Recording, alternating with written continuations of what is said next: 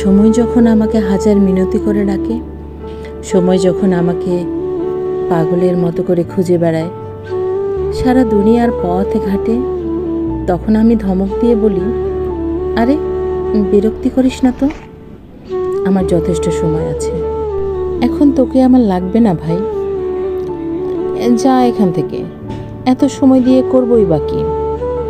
সময় শেষ, পৃথিবী বদলায়, কিন্তু আমি বদলাই না।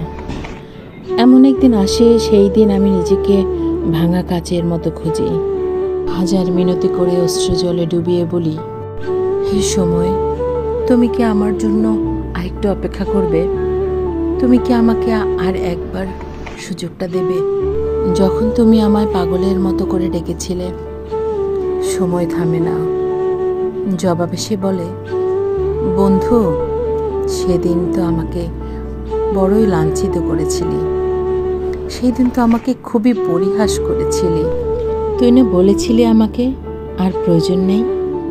দেখ বন্ধু, আজ আমাকেও তোর আর কোনো প্রয়োজন নেই।